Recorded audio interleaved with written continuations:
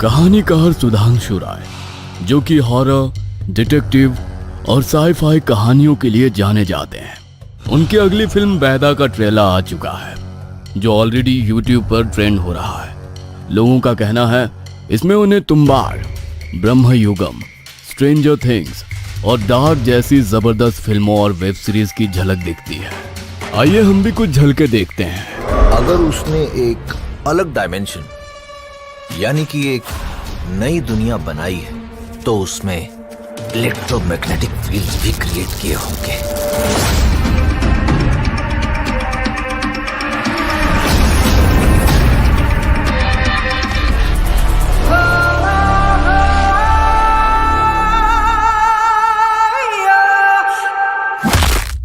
मुझे तो सच में बड़ी इंटरेस्टिंग लगी। आप लोग भी नीचे दिए गए लिंक पर क्लिक करें और जाकर देखें, लाइक करें, कमेंट करें और शेयर करें। याद रहे, बैदा एक साई-फाई सुपरनैचुरल थ्रिलर है, तो सिनेमा घरों में 21 मार्च को दस्तक दे रही है। अब जल्दी से जाइए और ट्रेलर पर कमेंट करके बताइए आपको कैसी लगी। हमने भी कमेंट किया है। तंत्र विद्या, जो सुनने में तो एक छोटा सा शब्द लगता है, लेकिन इस शब्द के भीतर कितने गहरे रहस्य छिपे हैं, इसका एक आम इंसान अंदाजा भी नहीं लगा सकता। काला जादू, टोना टोटका, सब इसका हिस्सा है। परंतु तंत्र विद्या अपने आप में इतना गहरा समुद्र है जिसकी गहराई कभी कोई नाप नहीं सकता। इसकी गहराई इतनी खतरनाक है कि जिसने इसके संदर्भ में पूर्ण रूप से, या यूं कहें इसका कुछ अंश मात्र भी जान लिया हो, तो इंसान कभी संभव ना होने वाली चीज, या यूं कहें जिस चीज की कल्पना भी कोई नहीं कर सकता, वो भी इसके माध्यम से संभव किया जा सकता है। लेकिन सुनने में ये जितना सरल दिखता है, इसकी गहराई को समझना उतना ही विचित्र है। मोहिनी, एक 23 वर्षीय लड़की, बेहद खूबसूरत, लंबे काले घने बाल, जो एक बार उसे देख ले तो उसकी खूबसूरती का कायल हो जाए, लेकिन जब कोई उसका पूर्ण रूप देख ले तो उसे दुत्कार दे। भगवान ने मोहिनी को इतना सुंदर रूप तो दिया था, लेकिन शरीर से वो विकलांग थी। बचपन में हुए एक एक्सीडेंट ने उसे शरीर से अपाहिज बना दिया। वो बचपन में अपनी उम्र के बच्चों को खेलते, भागते, दौड़ते देखती तो उसका मन अंदर ही अंदर की चोट उठता। उसकी जिंदगी अब उसकी व्हीलचेयर पर सिमट कर रह चुकी थी। वो सबको दौड़ते देखती तो अपने व्हीलचेयर को घर की तरफ मोड़कर घर के आंगन में पहुंचते ही अपना चेहरा छिपाए आंसुओं से अपना दर्द बयान करने लगती।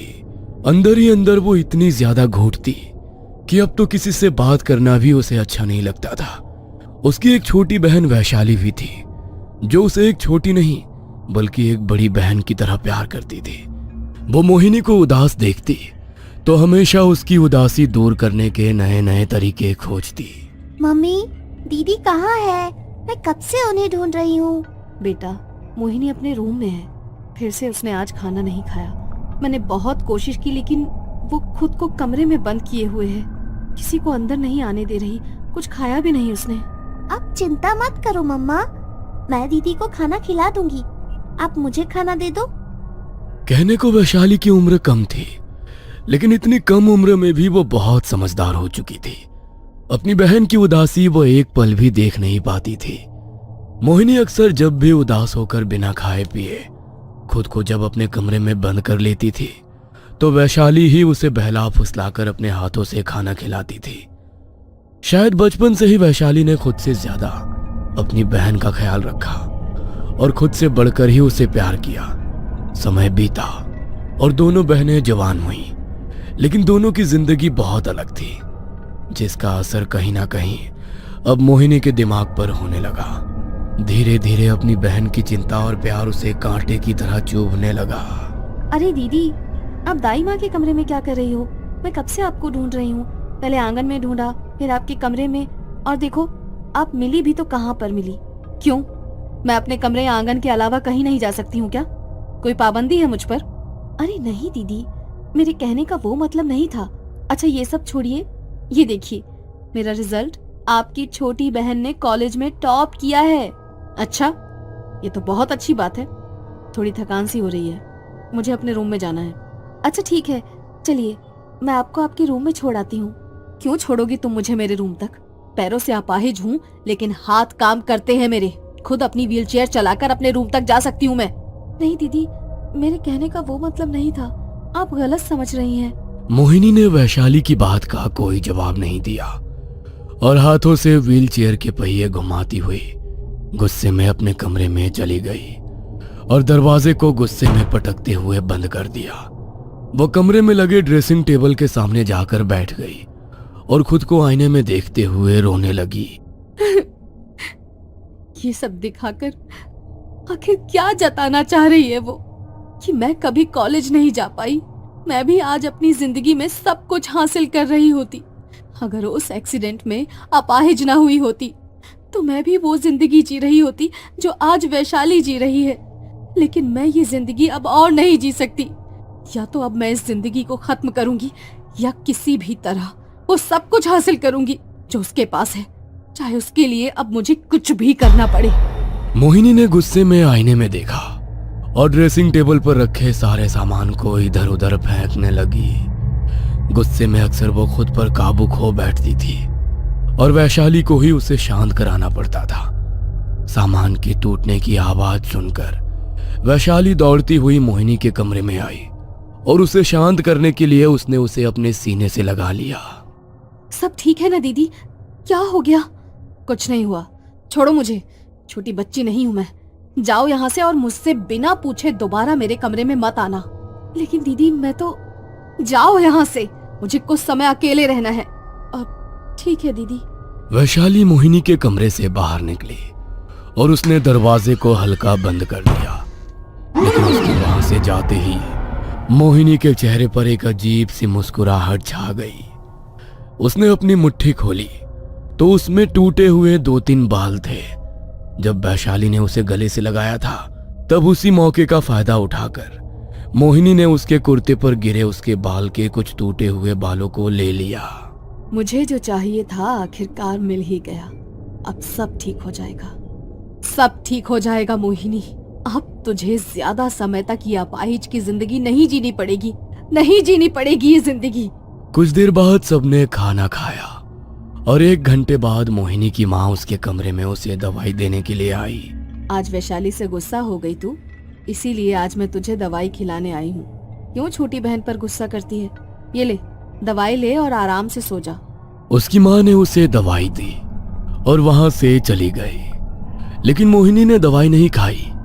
उसने दवाई को मुंह से निकाला और जमीन पर फेंक दिया।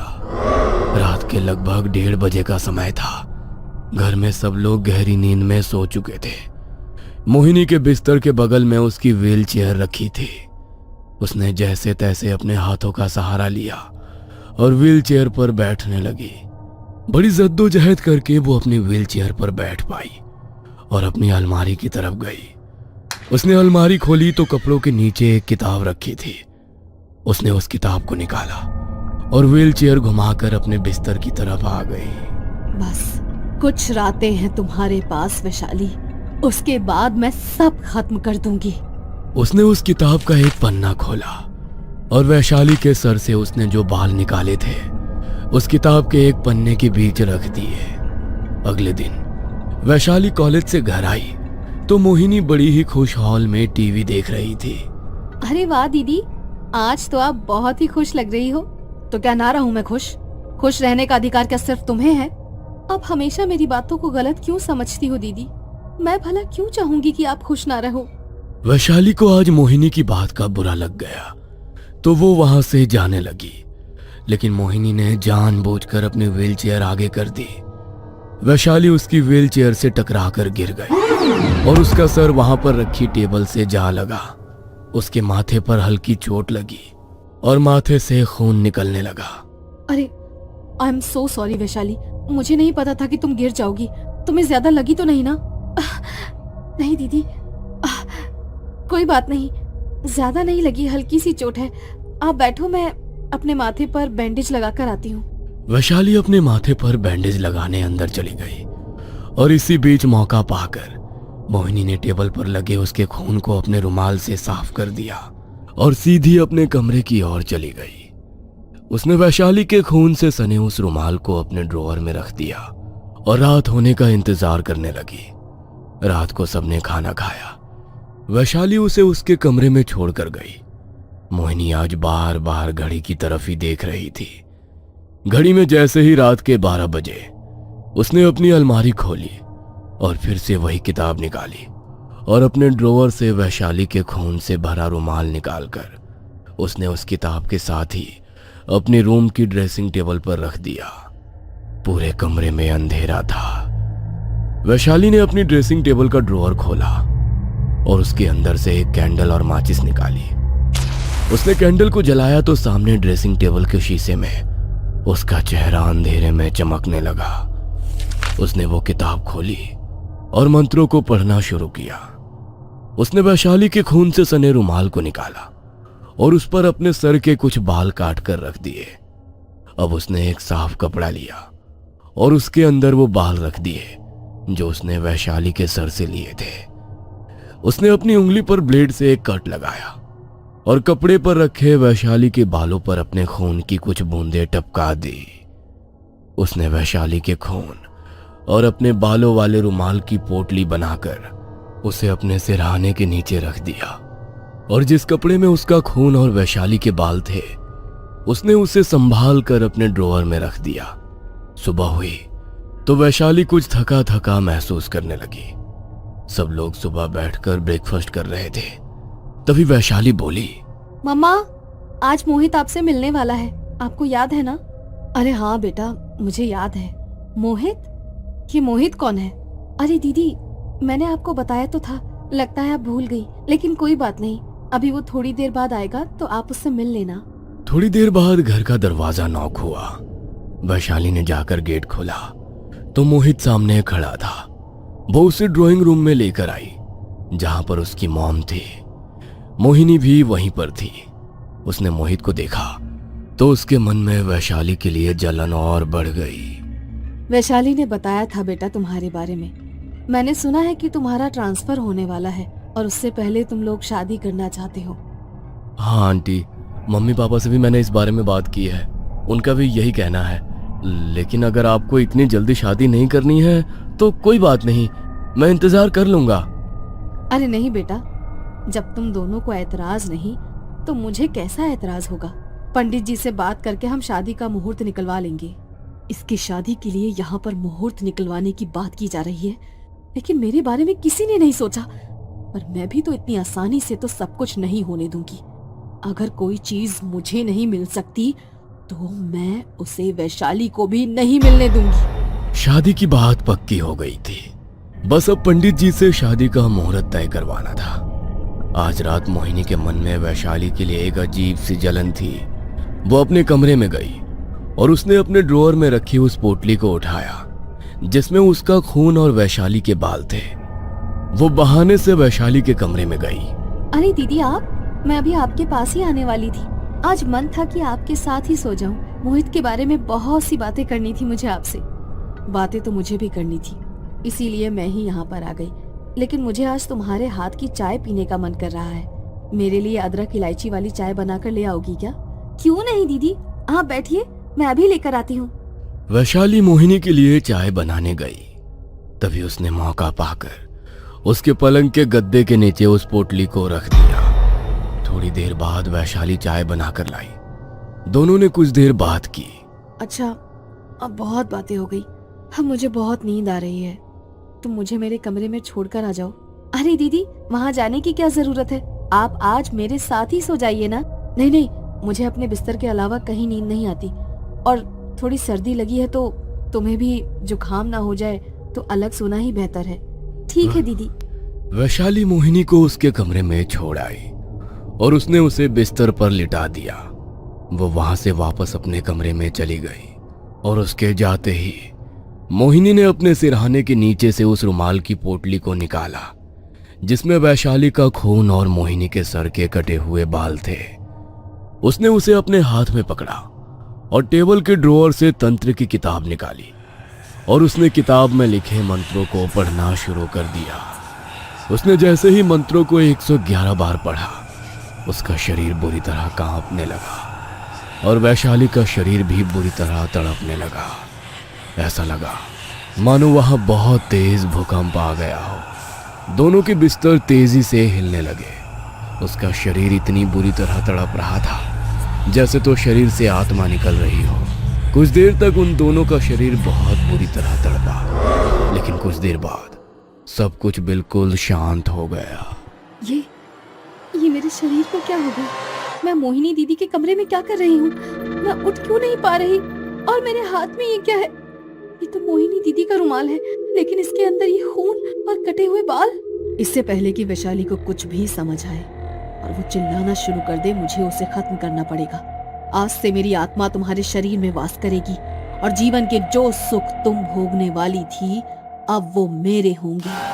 मोहिनी ने तंत्र विद्या से अपनी बहन की आत्मा से अपनी आत्मा की अदला बदली कर ली। उसकी बहन की आत्मा अब उसके अपाहिज शरीर में थी। वो उठी और अपने कमरे की तरफ गई। उसने कमरे का दरवाजा खोला और अंदर गई। ये सब क्या हो रहा है? मेरे सामने मेरा शरीर कैसे चलकर आ सकता है? कहीं मैं कोई बुरा सपना तो नहीं देख रही? नहीं मेरी प्यारी बहन, तुम कोई बुरा सपना नहीं देख रही। अगर तुम्हारी कोई आखिरी इच्छा है तो बता दो, क्योंकि अब तुम मरने वाली हो। क्या? ये सब क्या हो रहा है? मैंने तुमसे तुम्हारी आखिरी इच्छा पूछी थी, लेकिन तुमने नहीं बताई, तो कोई बात नहीं। आखिरी इच्छा पूरी किए बिना ही तुम्हें अलविदा। मोहिनी ने पहले से ही अपने कमरे में एक खुली वायर छोड़ी थी। उसने अपने शरीर को करंट दिया और कुछ ही देर में उसका शरीर एक मुर्दा शरीर बन गया। सबको लगेगा कि मोहिनी तो चल बसी। कभी कोई समझ नहीं पाएगा कि मोहिनी तो जिंदा है और जो मर गई है वो वैशाली है। ये आत्मा और आत्मा का खेल खेलने में बहुत मजा आएगा। उसने अपने मृत शरीर के हाथ से वो रुमाल की पोटली ली और वैशाली के कमरे में चली गई। वैशाली के कमरे में जाकर आज उसी के रूप में वो आराम से सो गई। सुबह जब उसकी मां मोहिनी के कमरे में उसे उठाने गई तो उसकी चीख निकल गई। मोहिनी के चल बसने की खबर ने उन्हें बुरी तरह झकझोर कर रख दिया। मोहिनी के शरीर का अंतिम संस्कार किया गया। पंडित जी ने उसकी अस्थियों को उन्हें दे दिया। आप इन अस्थियों को मुझे दे दो माँ, मैं गंगा जी जाकर इन्हें खुद प्रवाहित करके आऊंगी। वैशाली ने मोहिनी की अस्थियों को अपनी मां से ले लिया, लेकिन उसने उन्हें गंगा जी में प्रवाहित नहीं किया, बल्कि वैशाली के कमरे की अलमारी के पीछे संभाल कर रख दिया। तेरी अस्थियों को प्रवाहित कर दिया तो तुझे मुक्ति मिल जाएगी, लेकिन मैं तो तुझे अपनी कैद में रखना चाहती हूँ। तेरी मुक्ति मैं कभी नहीं होने दूंगी, मेरी प्यारी बहन वैशाली। सबको लगता है कि मोहिनी चल बसी है, लेकिन वैशाली के शरीर में रहकर मोहिनी अपनी हर इच्छा पूरी कर रही थी। और आज तो उसकी सबसे बड़ी इच्छा पूरी होने वाली थी। वो थी उसकी शादी की इच्छा। मोहित को लग रहा था कि वो अपने कॉलेज के प्यार वैशाली से शादी कर रहा है, पर ये तो सिर्फ शरीर वैशाली का है, मगर आत्मा मोहिनी की। उन दोनों की शादी हुई और शादी को कुछ समय बीता। पता नहीं वैशाली, लेकिन जब से हमारी शादी हुई है तब से तुम बहुत बदली बदली सी लग रही हो। तुम्हारा बात करने का तरीका, तुम्हारा बिहेवियर बिल्कुल तुम्हारी बहन की तरह हो गया है। बहन का मतलब मोहिनी दीदी की तरह?